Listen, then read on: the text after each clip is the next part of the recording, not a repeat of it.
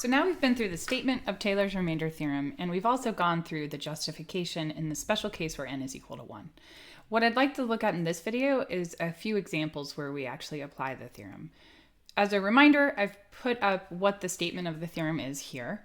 And also, I just want to point out, when we referred to the remainder term, the way that we defined that was as the function f of x minus the nth degree Taylor polynomial of as a function of x there.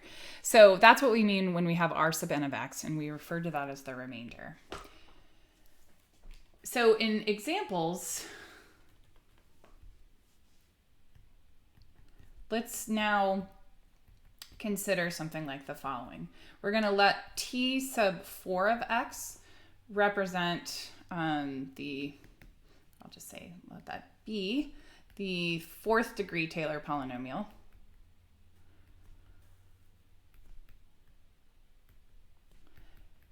For the function f of x equals e to the x, specifically centered at x equals 1.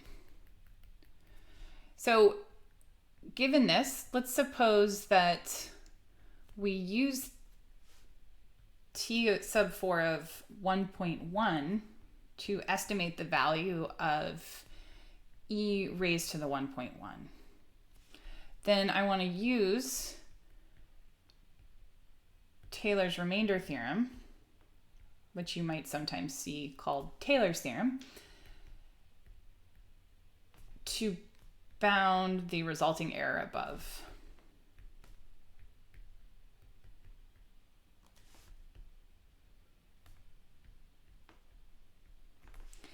So what that means is that we need to find all of the pieces necessary to fill in m times x minus a to the n plus 1 divided by n plus 1 factorial. So we'd like to end up with a number. So we've got to replace m, x, a, and n. So a few things we have right away. Given the context of the problem, we're told that the polynomial is centered at 1. So centered at 1, that's enough for me to know that the value of a is 1. The other thing we can find out right away is the value of n. So when we come back to the problem at hand here, we're told that this is the 4th degree Taylor polynomial. So n is 4.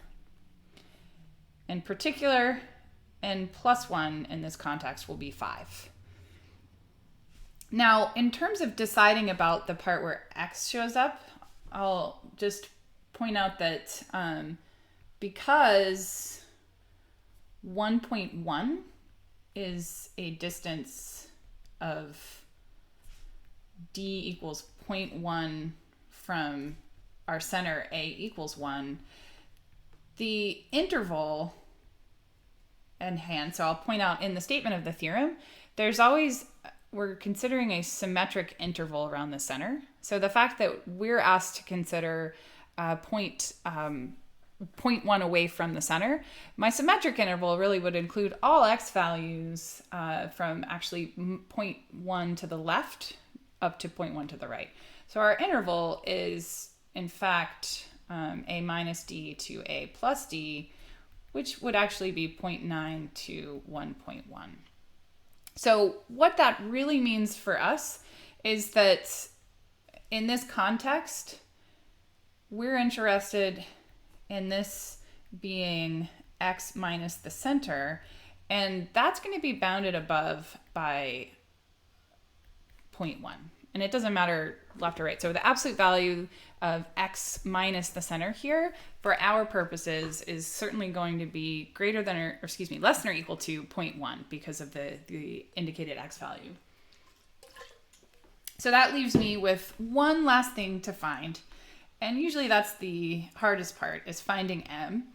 So we have to think about what m represents. In the statement of the theorem, m is an upper bound on the absolute value of the n plus first derivative. And it has to hold for all x in your interval. And I'll point out that's really where the interval comes in, where it's important that while we are looking at the point 1.1, the statement of the theorem says that the upper bound on the derivative function is an upper bound on its value for all x in this interval. So I can't simply just plug in 1.1 without prior knowledge about this derivative. So m is the upper bound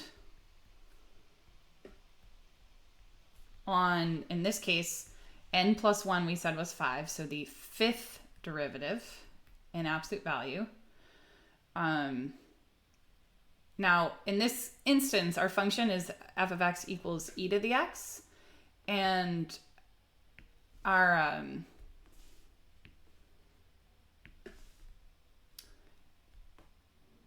fifth derivative of e to the x is in fact itself. And the other thing I'll point out is that e to the x always lies above the y-axis. So when we're talking about the absolute value of that, I can actually just write e to the x. But importantly, m is going to be the upper bound on e to the x that holds for all x in the interval from 0.9 to 1.1. So in this instance, because we know e to the x is an increasing function, it just so happens that the largest this can be does in fact occur at 1.1.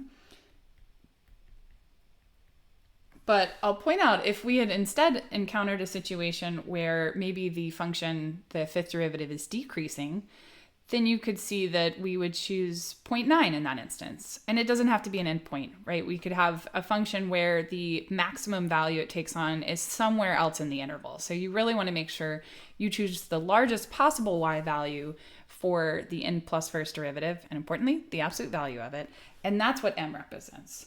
So if we put all of this together, now we have enough to say that the absolute value of, n was 4, so r sub 4 of x, and again, that's simply the absolute value of the function e to the x minus its fourth degree Taylor polynomial. We are saying that that is bounded above by m, which was e to the 1.1, times the x minus a in absolute value. We bounded that above by 0.1, and we divide by the n plus first factorial, which in this case is 5 factorial. So this is our numerical upper bound. And the other thing I'll point out here is that notice that we didn't really actually have to find the fourth degree Taylor polynomial in order to find the appropriate pieces to write down the upper bound. So let's look at another example that, again, kind of as with error bounds with series that we've seen so far, just kind of a different approach based off of what the unknown is and how we can use these error bounds. So in this instance, I'm going to let t sub n of x be the nth degree Taylor polynomial for the function f of x equals e raised to the 2x centered at x equals 0. Here we want to use Taylor's remainder theorem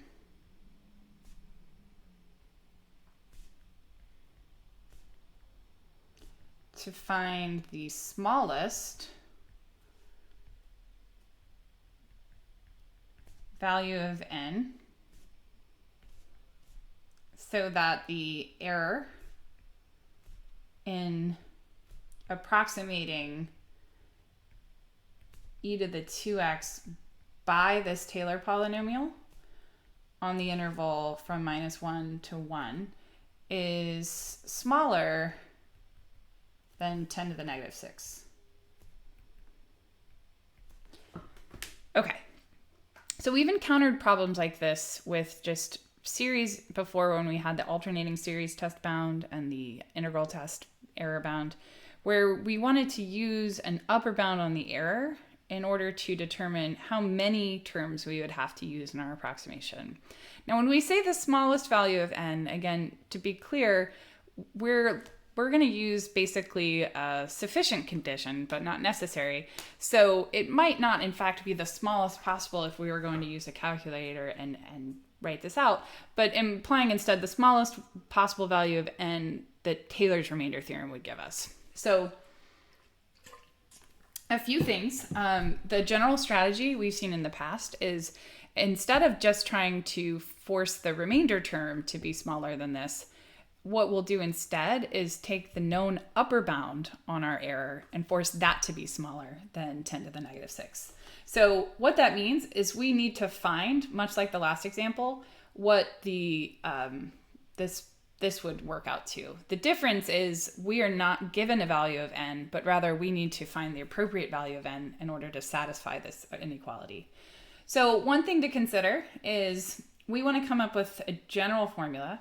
So I need to be able to bound the n plus first derivative of this function in absolute value.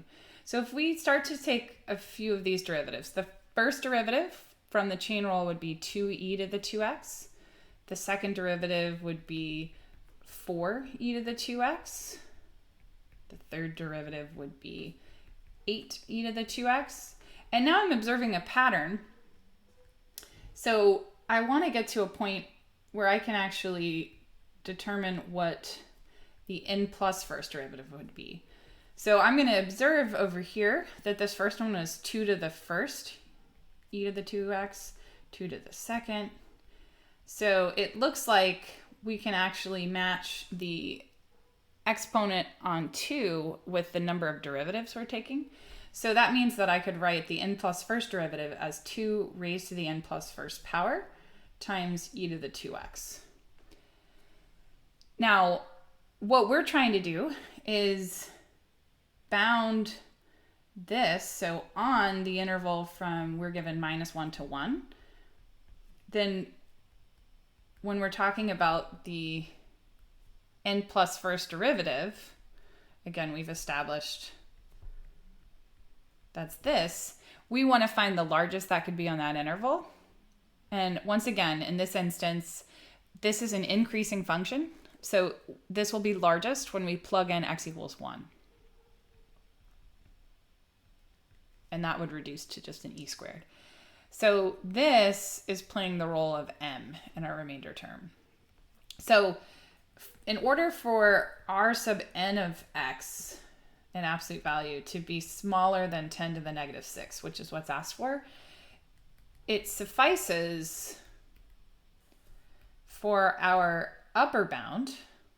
And again, just as a reminder, we know that this is bounded above by m times x minus a to the n plus 1 all over n plus 1 factorial.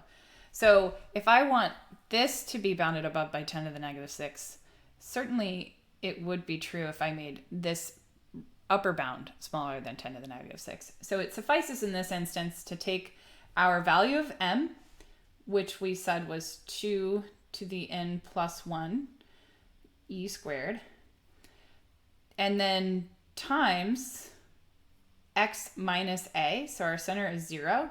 And notice the furthest I can get away from 0 here on the interval from -1 to 1 is really just 1. So if we can ensure that this is smaller than 10 to the negative 6, that's good enough. And we can make this a little bit simpler to realize that this is just 1. So it comes down to needing to satisfy this inequality. And of course, this is not something easy to solve by hand because I have both n plus 1 in the exponent as well as in that factorial in the denominator. So in order to evaluate this, we could use a computer to plug in different values of n. But doing that, I'll point out that we would find that n equals 14 is sufficient. So what that means is that if we wanted to ensure that we were close enough in our approximation, where close enough is now quantified by 10 to the negative 6th, I would want to use the 14th degree Taylor polynomial or anything of a higher degree. And it certainly would satisfy that that approximation is good enough in this case. But as I said, that is the smallest such n that we could get strictly from our use of Taylor's remainder theorem.